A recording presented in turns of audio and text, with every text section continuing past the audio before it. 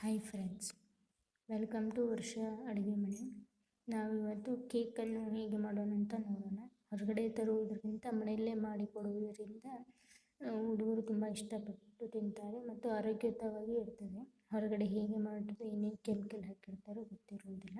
ಅದೇ ರೀತಿಯಲ್ಲೇ ಮನೆಯಲ್ಲೇ ಮಾಡಿಕೊಡಿ. ಈಗ ಇದಕ್ಕೆ ಏನೇನು ಬೇಕಂತ ನೋಡೋಣ. ಸಾಮಗ್ರಿಗಳು: 3/4 ಕಪ್ಪಷ್ಟು ಗೋಧಿ ಹಿಟ್ಟು ತೊಗೊಂಡಿದ್ದೇವೆ. 3/4 ಕಪ್ ಗೋಧಿ ಹಿಟ್ಟು, ಅರ್ಧ ಬಟ್ಲು ಬೆಲ್ಲವನ್ನು ತೊಗೊಂಡಿದ್ದೇವೆ. ನಾವಿಲ್ಲಿ ಕರಿ ಬೆಲ್ಲ ತೊಗೊಂಡಿದ್ದೆ, ನೀವು ಯಾವುದಾದ್ರೂ ತೊಗೋಬೋದು. ಒಂದು 7-8 ಸ್ಪೂನಷ್ಟು ಒಳ್ಳೆಣ್ಣೆ, ನಾವಿಲ್ಲಿ ಗಾಣದ ಎಣ್ಣೆ ತೊಗೊಂಡಿದ್ದೇವೆ. ಮತ್ತು ಹಾಲು, ಒಂದು ಬಟ್ಲದಷ್ಟು ಹಾಲು ಬೇಕು. ಒಂದು ಅರ್ಧ ಚಮಚದಷ್ಟು ಅಡುಗೆ ಸೋಡಾ, ಮತ್ತು ಸ್ವಲ್ಪ ಟೀ ಕುಡಿಯೋಷ್ಟು ಲೋಟದಷ್ಟು ಮೊಸರು ಇಲ್ಲಿ ಹುಳಿ ಇರಬಾರ್ದು. ಮತ್ತು ಸಣ್ಣದಾಗಿ ಕಟ್ಟಿರುವ ಡ್ರೈ ಫ್ರೂಟ್ಸ್: ಬಾದಾಮಿ, ಗೋಡಂಬಿ, ದ್ರಾಕ್ಷಿ, ಪಿಸ್ತಾ, ಇಷ್ಟು ಬೇಕು. ಈಗ ನಂತರ ಹೀಗೆ ಮಾಡೋಣ ಅಂತ ನೋಡೋಣ. ಒಂದು ಅಗಲವಾದ ಪಾತ್ರೆಗೆ ಒಳ್ಳೆಣ್ಣೆ ಹಾಕಿ, ನಂತರ ಮೊಸರು ಹಾಕಿ. ಮೊಸರು ಹುಳಿ ಇರಬಾರ್ದು. ಮತ್ತು ಈಗ ಮೊಸರು ಹಾಕಿದ ನಂತರ ಎಣ್ಣೆ ಮತ್ತು ಮೊಸರನ್ನು ಸರಿಯಾಗಿ ಮಿಕ್ಸ್ ಮಾಡ್ಕೊಳ್ಬೇಕು.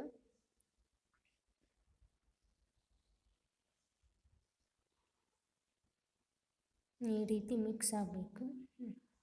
ನಂತರ ಈ ಬೆಲ್ಲ ಗಟ್ಟಿ ಇರುವುದರಿಂದ ಒಂದು ಪಾತ್ರೆಗೆ ಹಾಕಿ, ನೀವು ಬೆಲ್ಲದ ಪುಡಿಯನ್ನು ಆದರೂ ಹಾಗೆ ಹಾಕಿ ಮಿಕ್ಸ್ ಮಾಡ್ಕೊಳ್ಬೋದು.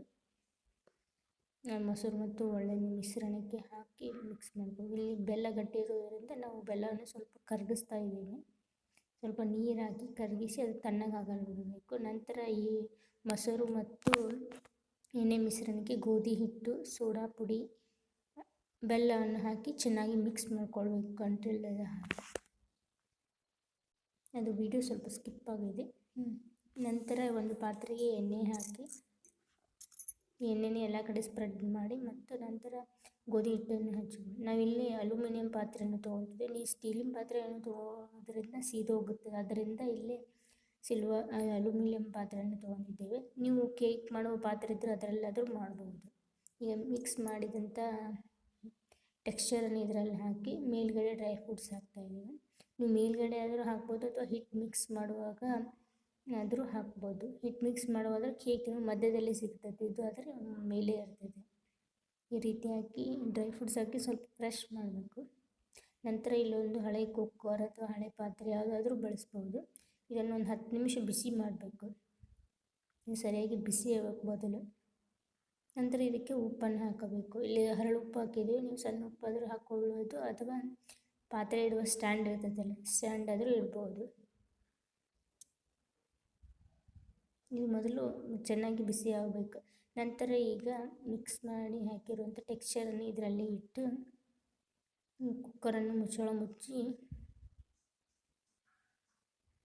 ಇದು ಒಂದು 20 ನಿಮಿಷ ಬೇಯಲು ಬಿಡಬೇಕು. ಪೂರ್ತಿ ಲೋ ಮೀಡಿಯಮಲ್ಲೇ ಬೇಯಿಸಿಕೊಳ್ಬೇಕು. ನೋಡಿ, ಈಗ ಈ ರೀತಿ ಆಗಿದೆ.